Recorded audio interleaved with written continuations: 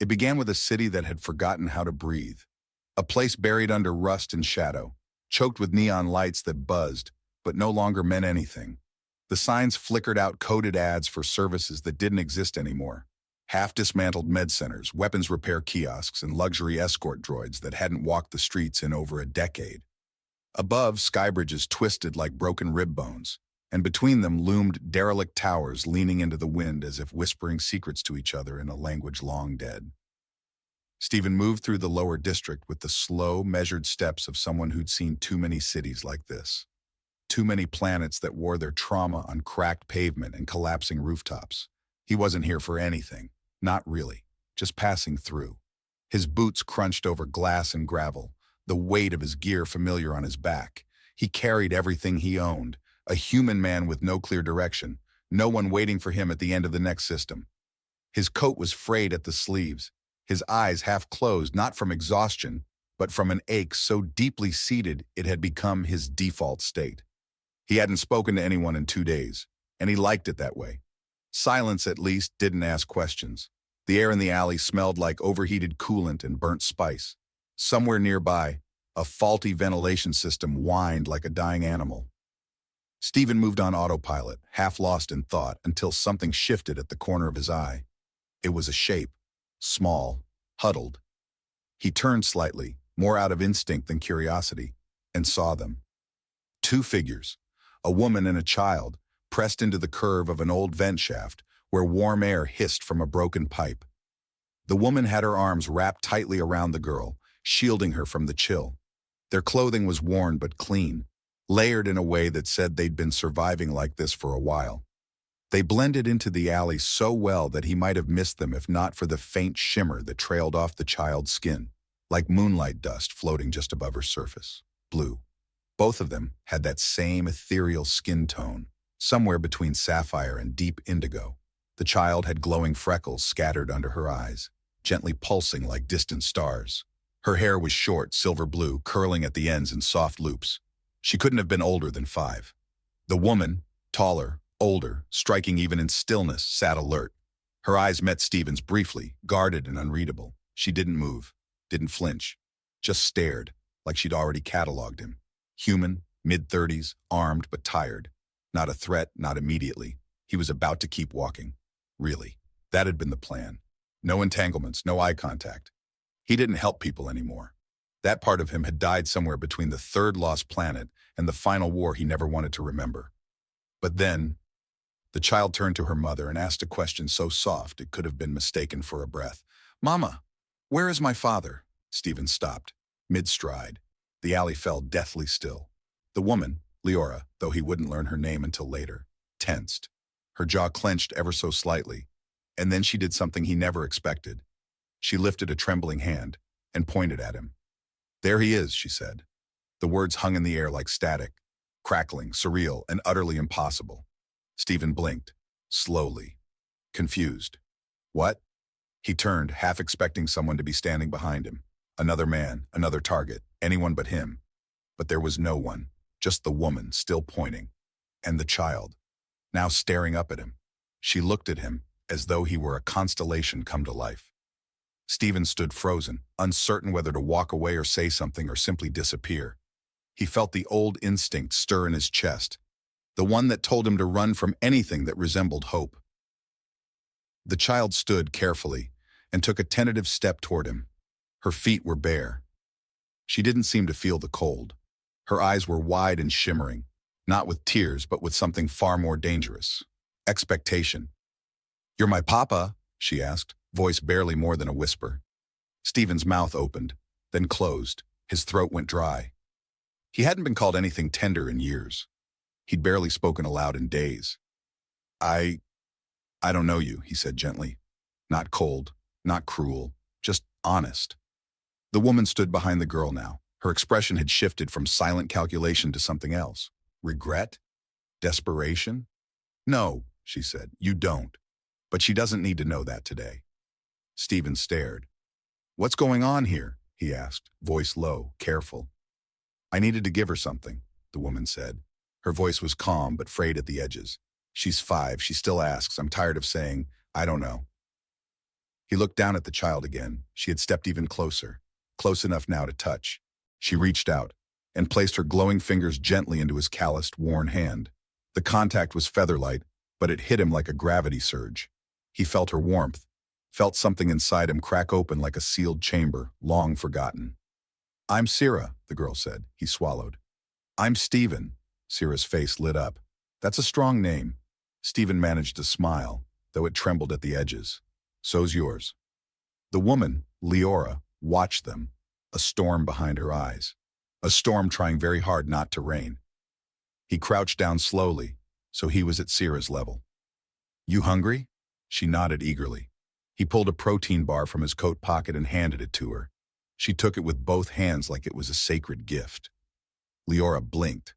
That was the only movement she allowed herself. But her breath hitched, and Stephen didn't miss it.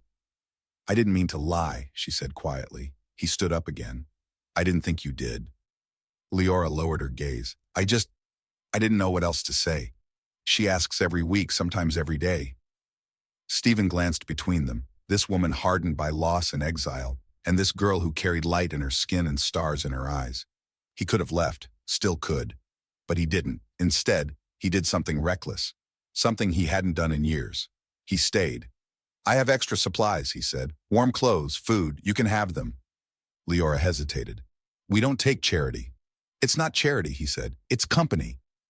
There was silence. Then Sira held his hand tighter, and for the first time in a long time, Stephen felt seen, not as a soldier, not as a drifter, just as a man.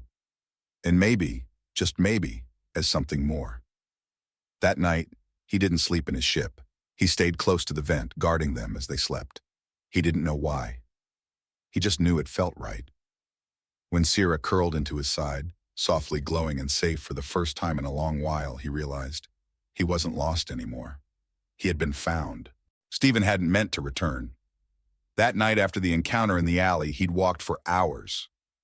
Through the lower levels of the city, past collapsing towers and locked doors, past neon signs that glitched like they were trying to remember what they once advertised. His boots scuffed old decals on the pavement, remnants of revolutions, or maybe just forgotten brands. Even after he found a cot to rent in a rusted-out freight container turned hostel, he couldn't sleep. He lay on the thin mattress, eyes open, staring at the steel ceiling stained with moisture and soot. The image of the little girl, Sira, lingered in his mind. Not just her glow, not just the way her fingers had brushed against his skin, like he was something she had dreamed into existence, but her eyes. He'd seen eyes like that before. On a battlefield once, when he was 23, those same wide, soul-heavy eyes on a boy crawling from the rubble of his own home, clutching his mother's hand like she was still alive. That memory had haunted Stephen for years, but Sira hadn't looked broken. She'd looked hopeful. That was worse somehow. Hope was dangerous, fragile. People like him weren't supposed to touch it. And yet, as morning scraped its way across the smog-filtered skyline, painting the metal bones of the city in faint gold, Stephen found himself walking back toward the alley. He didn't bring a weapon. He brought food, a small bundle of preserved bread, dried fruit, a container of warming soup, and almost without realizing it, one of his old blankets. It was threadbare, patched in places, but clean and warm. He told himself he wasn't doing anything noble, just something small, something human. The alley looked the same. Leora and Sira were still there, huddled beside the vent shaft, steam rising around them like a ghost of a fire. The girl was drawing something with her finger in the dust, shapes, symbols. Maybe just a game. The mother sat against the wall, eyes closed, face calm in a way that wasn't peace, but practiced stillness, like she'd learned to go quiet long ago and never found a reason to speak again. But her eyes opened when he stepped closer. Stephen stopped a few meters away, lifting the bundle slowly. "I brought breakfast," he said. Leora said nothing. Her gaze flicked from him to the items in his arms, then to Sira, who had already brightened at the sound of his voice. "Stephen!" Sira scrambled up, her bare feet slapping the cracked pavement as she ran toward him. Stephen crouched just in time to catch her. She hugged him without hesitation. That simple act nearly undid him. It was the kind of affection he hadn't felt in years, not since. He pushed the thought away. Leora rose to her feet slowly. Her posture wasn't defensive, but she was still measuring him, still trying to understand his angle. We don't take pity, she said, voice flat. This isn't pity, Stephen replied, standing with Sierra still holding on to him. It's food. It'll go bad if no one eats it. Leora didn't answer right away, but she didn't send him away either. He took that as permission. They sat together for the first time that morning. Stephen passed Sierra a container of soup, and she sipped it like it was a gift from the stars. Leora accepted hers with slower movements, holding the cup carefully, fingers tight. She ate without looking at him. Stephen didn't push conversation. He just sat on the ground across from them, resting his arms on his knees. After a while, Sierra spoke. Why don't you have a family? The question hit harder than a blaster round. Stephen blinked. What makes you think I don't? You don't look like someone who belongs to people, she said. Stephen didn't know whether to laugh or cry. That obvious, huh? She nodded. Leora gave her daughter a quiet glance but didn't stop her. Stephen sighed. I did. Once. A long time ago. What happened? Sierra asked. He hesitated. Then, I left, and they were gone when I came back. There was no bitterness in his voice, just the echo of something that had once been whole. Sierra didn't ask more. She simply leaned against his side. After a moment, Leora spoke.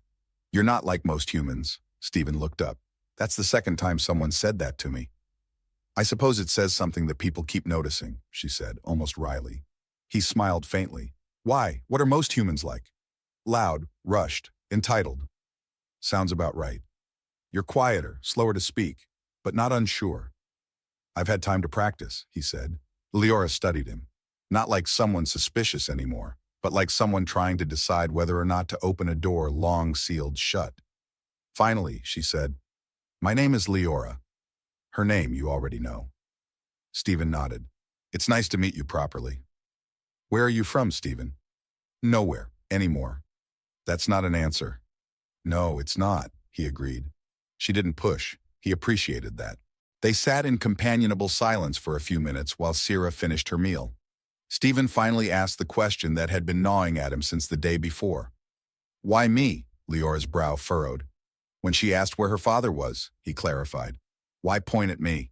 She lowered her gaze. Because, she said, voice soft now, you didn't look at us like we were filth. Stephen blinked. People look through us, or they look down at us. But you saw her. He didn't know what to say to that. So he said nothing. And Leora went on. She needs someone to look at her like that, even if it's just for a day. Stephen looked at Sierra, who had now curled beside him again, humming softly to herself, head resting on his coat. A day, he repeated. That's all? Leora hesitated. It's all I thought I could ask. Stephen's voice was low when he replied. Then ask for more.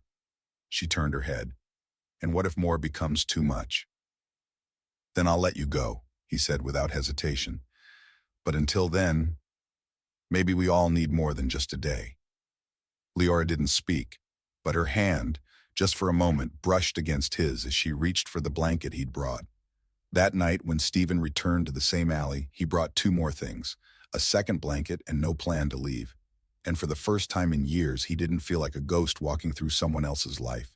He felt invited, not because he was a hero, not because he was needed, but because somehow, in the quiet in-between spaces where no one else had dared to stay, he'd been seen, and that was enough to make him stay, for now, and maybe longer. Stephen returned again the next morning, not because he had promised, not because he was obligated, but because in the quiet space between yesterday and today, something had shifted. He had woken with a strange clarity, a feeling he hadn't known in years. There had been no nightmares clawing at the edges of sleep, no echoing screams or phantom cries from old battlefields, just warmth, stillness. The weight of a small glowing hand curled into his chest, even if it was just in memory. So he returned, this time with more than food. He brought the idea of something different. The alley was still there, unchanged, the hiss of the broken vent, the low, constant buzz of overhead lights, the distant hum of city machinery, but the air felt gentler, like the space had remembered what comfort felt like, if only faintly. Leora was already awake, kneeling beside Sierra, gently combing her fingers through the girl's silvery curls. The child was half asleep still, head lolling, humming softly to herself, a melody Stephen didn't recognize, but one that sounded like it belonged to the stars. When he stepped into view, Sierra's head shot up. "Stephen!" she called, springing to her feet with the wild enthusiasm only children were allowed to feel. He caught her mid-leap, laughing despite himself. "You're fast this morning," he said, adjusting his grip as she wrapped her arms around his neck. "I dreamed you lived in a starship," she whispered, "with windows that see forever." Stephen chuckled, then looked over her head to Leora, whose expression had shifted only slightly, but he caught it. A softening, a flicker of something warmer behind her usually cool eyes.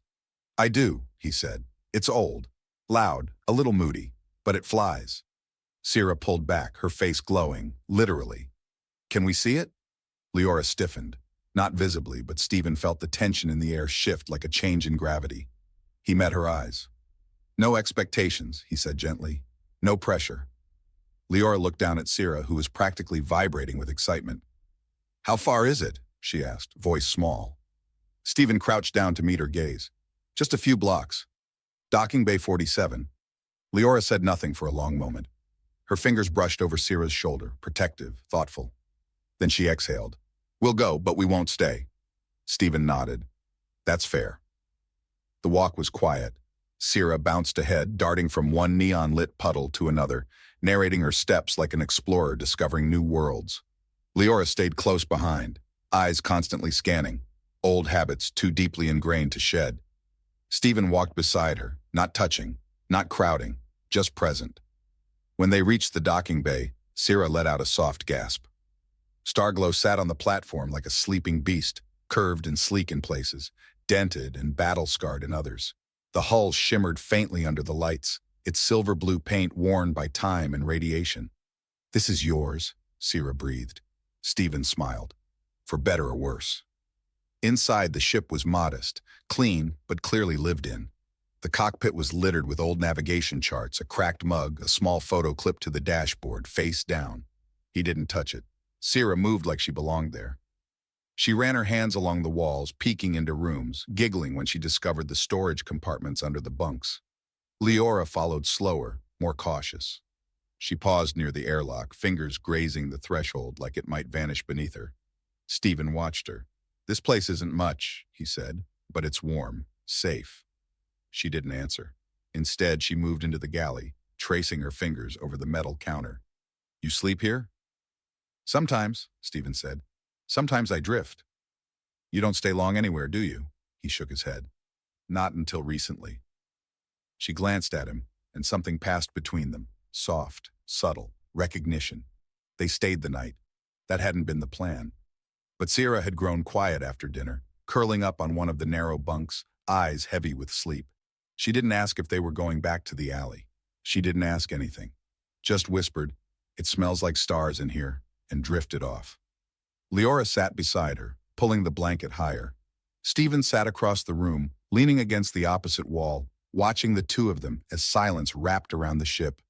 "You didn't ask why we stayed," Leora said, not looking at him. "I didn't need to," Stephen replied. She turned slowly to face him. Her expression was unreadable but not closed. "I thought you might." Stephen shrugged. "When someone finally chooses to stop running, you don't question it. You just give them a place to sit." Leora's gaze dropped. Her voice was quieter when she spoke again. She doesn't remember his voice, not anymore. Stephen knew who she meant. "She used to ask every day. I tried to tell her stories, but they were all mine, not hers. She stopped asking until yesterday." Stephen didn't speak. Leora looked up. "She believes you're him now." "I'm not." "I know." Another pause. "But she's sleeping." Stephen glanced at the small form bundled beneath the blanket. "She's safe," he said. Leora nodded, barely. "You're not like the others," she said. "You don't push. I've had my fill of people trying to fix things with force." She stared at him, eyes narrowed slightly, like she was trying to decide what kind of man sat across from her. A weapon, a mistake, or something else entirely. Then slowly she stood. She crossed the small space between them and knelt. Her hand brushed his. The contact was brief, but it lingered, electric, real. Stephen looked up into her face. There was a kind of bravery in her eyes that didn't come from war or training, but from choosing to hope again after all this time. She didn't speak. She just leaned forward gently and kissed his cheek. Not a promise, not a beginning. Just a moment, a truth. When she pulled away, she said only 2 words. "Thank you." Then she moved back to Syra's side, settling beside her, watching her breathe. Stephen didn't move for a long time, because that single moment, one soft kiss, one whispered thanks, meant more to him than all the medals he'd left behind. It meant someone still believed he could be something more. That night, sleep found him not in fear or grief, but in peace, for the first time in years. Stephen awoke to silence, not the empty, cold silence of space or the mechanical hum of a drifting ship. This silence was warm. It was filled with breath, with soft rustling, with the subtle presence of life. It felt safe. For a moment, he forgot where he was. Then he turned his head and saw them. Leora sat on the edge of the bunk across the cabin, back straight, one hand resting on Syrah's shoulder. The girl still slept soundly, curled like a cat beneath the blanket, her cheeks softly aglow. Leora's eyes were distant, but not empty. She looked out the small window, where the city loomed far beyond the bay, veiled in the dull light of artificial dawn. She hadn't heard him stir. Stephen took a breath, quiet and measured, then sat up. His shoulders ached from sleeping against the bulkhead, but he didn't mind. Not this time. Leora finally noticed his movement and turned her head slightly. "You slept light," she said softly. "Old habits." She gave a faint nod. "You didn't dream." It wasn't a question. "No," he said. "Not last night." She stood then, stretching with careful grace. Every motion was fluid, practiced. Even now, when she wasn't being hunted, her body moved like it expected to be attacked. It wasn't nervousness. It was conditioning. "You're a soldier," he said, more as an observation than anything else. She paused. "I was." He nodded. "You move like one." Leora didn't respond at first. Then after a pause, "And you don't flinch like a civilian." Stephen offered a tired smile. "I unlearned fear a long time ago." "That's not always a good thing." "No," he agreed, "but it's kept me alive." Her eyes flicked to the sleeping child. "What's kept her alive is me." Stephen's voice lowered. "I can see that."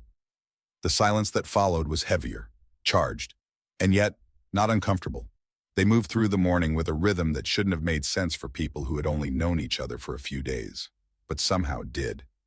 Stephen made a hot meal from what was left in the ship's supplies. Leora checked Syrah's skin for any signs of fever, gently pulled a comb through her tangled curls, and hummed something under her breath. A song with no words, but full of memory. Later, the 3 of them sat in the cockpit, bathed in pale light. The viewport framed the city skyline, cracked and looming.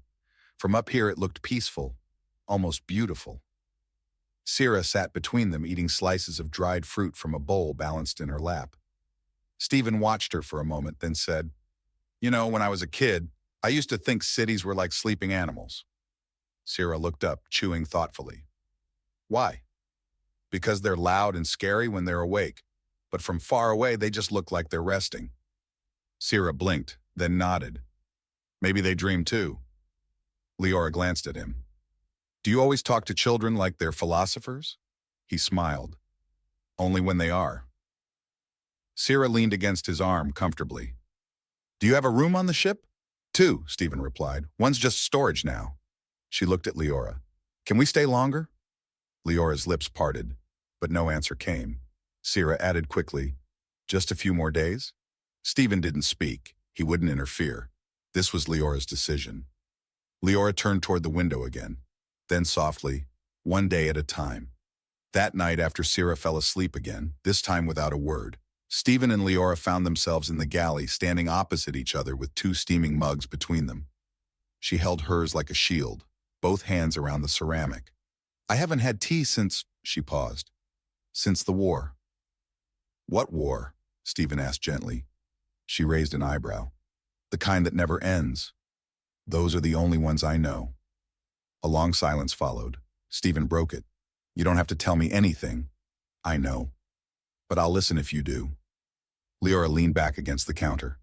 The dim lighting outlined the sharp angles of her face, the soft slope of her shoulders. For the first time, she looked less like a refugee and more like someone who had once stood tall before the world took everything from her. "I used to be someone important," she said. "Not royalty, but trained, trusted. My bloodline was part of an ancient order, one that believed in discipline, purity, legacy. They raised us to be strong, unshakable, untouchable. She took a sip of the tea. Then I fell in love. Stephen didn't speak. With someone they deemed unworthy, she continued. Someone with no title, no heritage, just a soldier, a dreamer. He died before Sierra was born. And after that, they cast me out. Stephen leaned forward slightly. You didn't break a rule. You challenged a system. Leora's voice dropped. They called her a stain, a crack in the bloodline. He swallowed hard. And you? They called me the mother of betrayal. Stephen's hand tightened around his mug. She's not a stain, he said, and you're not broken. Leora didn't move, but her eyes shimmered with something dangerously close to emotion. Stephen stepped around the counter, slow, careful. He stopped when there was only a breath between them. She didn't step back. You don't have to trust me, he said. Not yet, maybe not ever, but I want to be here. She looked up at him, really looked, and in the space between heartbeats, her walls lowered. Just enough. Leora raised one hand and touched his cheek, not with hesitation but with startling gentleness. He leaned into it, eyes half closed. Then she kissed him. It wasn't urgent, it wasn't practiced. It was slow, searching, and real. When she pulled away, her voice was barely audible. I haven't let myself feel this in years. Stephen rested his forehead against hers. Then we'll go slow. Leora nodded, eyes closed. Slow. Feels good. And outside, beyond the steel walls of the ship, the city still hummed. But inside Starglow, in the warmth of the galley, something had changed. Not everything. Not yet. But something. And it was more than enough. The next morning broke slower than usual. A soft mist clung to the docking bay's high windows, diffusing the sharp light of the rising sun into a pale golden haze. Inside Starglow, all was quiet. For the first time in weeks, maybe months, peace felt less like a stranger and more like a guest who might stay. Stephen moved quietly through the ship. He didn't want to disturb them. Leora and Sierra still slept in the crew quarters. Sierra nestled close to her mother's side, a small hand curled around a fold in Leora's tunic. Their breathing was synchronized, peaceful, whole. He watched for a long moment from the doorway. A warm ache settled in his chest, the kind he hadn't allowed himself to feel since before the war. They had carved out a kind of sanctuary here, and in a world full of rusted cities and fractured empires, sanctuary was everything. He made tea, quietly. He liked the ritual of it, something to ground him. He was pouring 2 mugs when the first alert flickered to life on the console. Unauthorized motion, bay perimeter. Stephen straightened. It wasn't uncommon for the security sensors to pick up rats, scavenger drones, or kids looking to strip parts. But this movement wasn't fleeting. It was coordinated. 2 heat signatures, steady, waiting. He reached for his sidearm. Not paranoia, instinct. The second alert hit harder. Retinal match. Valen origin. His stomach dropped. The name was unfamiliar to him in practice, but Leora had spoken it once. Valen, the old bloodlines. The order that had exiled her. The zealots who'd branded her daughter a stain. He moved quickly. Leora, he called softly from the doorframe. She woke instantly, eyes sharp, alert, like a blade reactivating. Stephen tossed her the compact weapon she'd stowed in his storage drawer. She caught it one-handed and nodded once. They found us, he said. Sierra stirred beside her mother, eyes fluttering open. Mama? Stay here, Leora said gently, brushing her daughter's cheek. No matter what happens, stay down. Stephen took point as they exited the ship, moving across the deck with fluid precision. Leora followed, silent as shadow. They found the 2 figures waiting just inside the hangar entrance.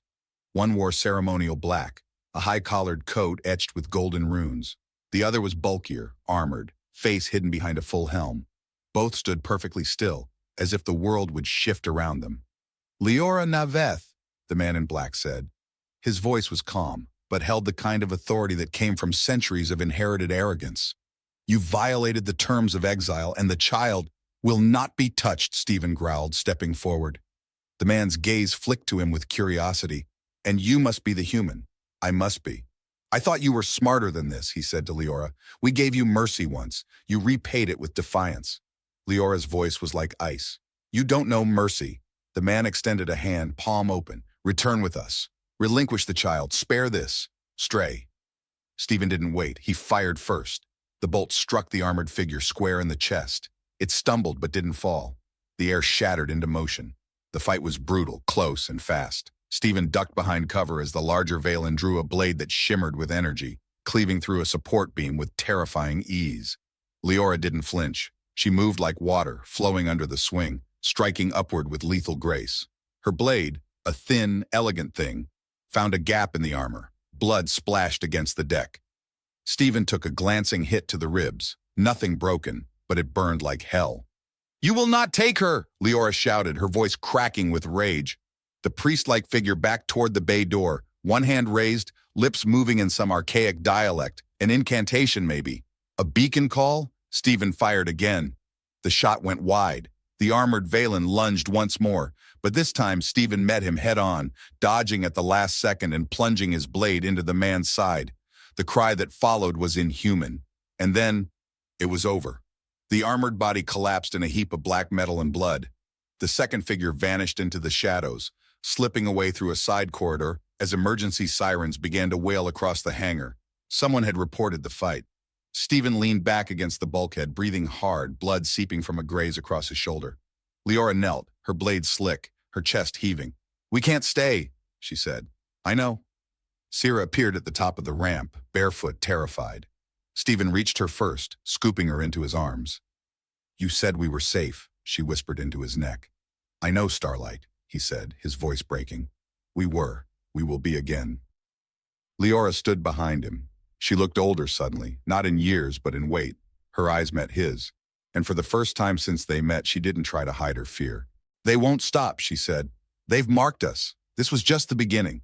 Stephen adjusted his grip on Sira. "Then we give them an end." That night, the ship lifted from the bay in silence. They didn't speak much. Stephen flew while Leora sat beside him, face unreadable. Sira curled in the back seat, asleep again, clutching the old toy Stephen had given her days before. A trinket, a nothing.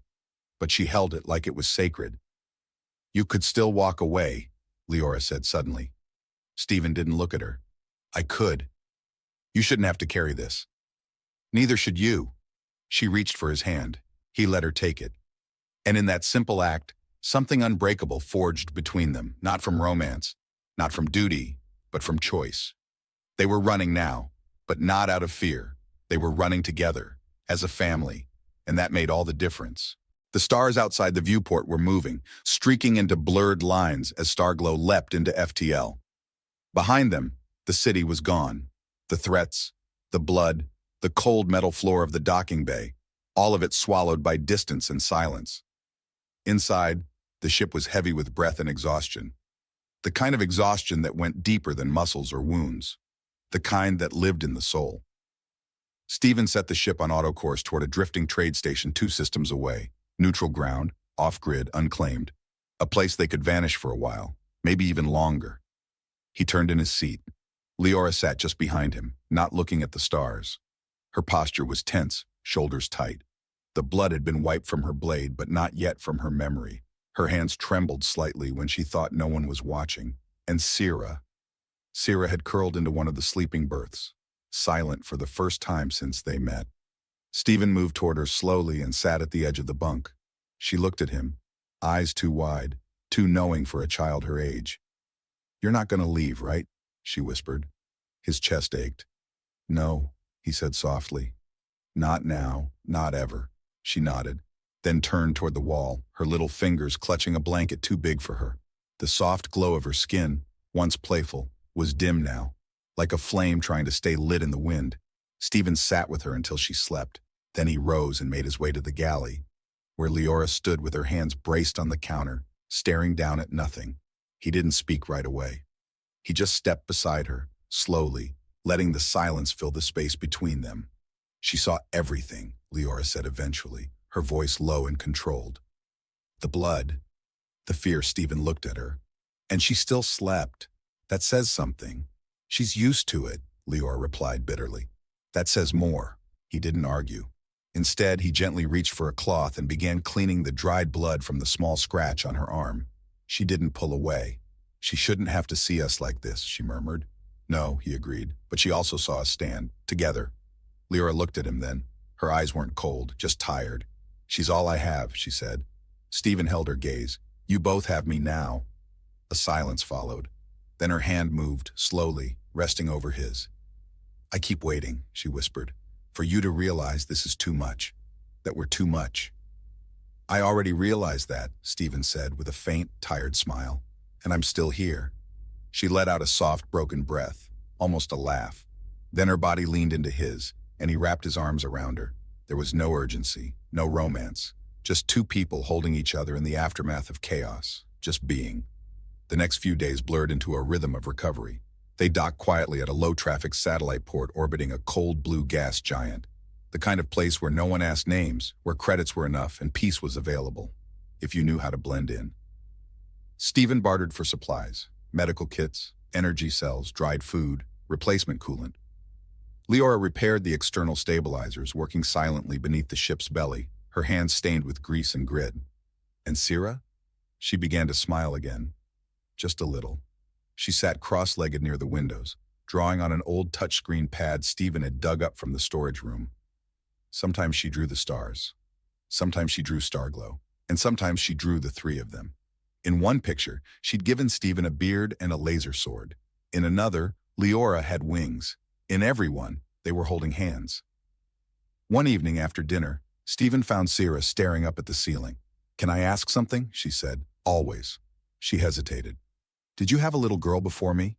Stephen felt the air shift. "I did," he said after a moment. "Her name was Mari." Sira looked up at him. "What happened to her?" Stephen took a long breath. "She left. A long time ago. I couldn't protect her." Sira was quiet. Then she asked, "Do you think I look like her?" Stephen smiled, though it trembled at the corners. "You're brighter," she giggled. "Mama says I glow too much when I'm excited." "You glow just right." She curled beside him. "Maybe I'm your second chance." Stephen looked down at her, and for the first time since that day in the burning colony, so many years ago, he let himself believe it. "You are," he whispered. "You really are." That night, Stephen stood on the hull of the ship under the observation dome, watching the distant gas giant swirl like a giant marble in the black. Leora joined him after a while, her step silent. She didn't speak right away. When she did, her voice was soft. "Do you regret staying?" Stephen looked at her. "No," he said. "Do you?" "I did," she confessed. "For about a day. And now?" She stepped beside him, her shoulder brushing his. "Now I think, maybe this was always the only way it could have gone." They stood together in the dark, two exiles, two ghosts who'd found each other in the wreckage of their pasts. And in the silence that followed, they didn't speak of war or escape or fear. They just watched the stars. Because for now, there was no running, no chasing, no fighting, only breathing. And for people like them, that was everything. The planet didn't even have a name, not one anyone used anymore, just coordinates. A forgotten speck of green and gold on the edge of the outer rim, where the air was thick with salt, and the sun rose slow over the cliffs like it had nowhere else to be. That was why Stephen chose it. No eyes, no empire, no one to chase them or name them, just silence, wind, earth, freedom. He stood with a spade in his hand, dirt beneath his nails, planting the last of the saplings they'd traded for weeks ago. It wasn't much. Just a small crescent-shaped garden carved into the side of the hill where they'd grounded Starglow permanently. But it was theirs, and it would grow. He turned as Sira came running up the path, her feet kicking up dust, her hair wild in the breeze. "Come quick," she called out, glowing faintly with excitement. "She's painting the wall," Stephen laughed. "Is that so?" "She said I could help, but only if I don't paint the stars upside down again." Stephen wiped his hands and followed her down the hill. The ship no longer looked like a vessel ready to flee.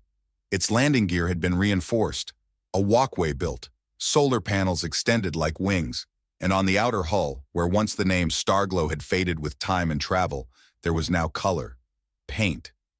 Leora stood near the side, holding a brush in one hand, her other on her hip. Her hair was pulled back, her sleeves rolled up, a streak of blue paint across her cheek. She turned as they approached, and her smile was real, not the cautious, practiced thing it had once been. "You're late," she said to Stephen. "I was busy planting your future herb garden." "Then I'll allow it."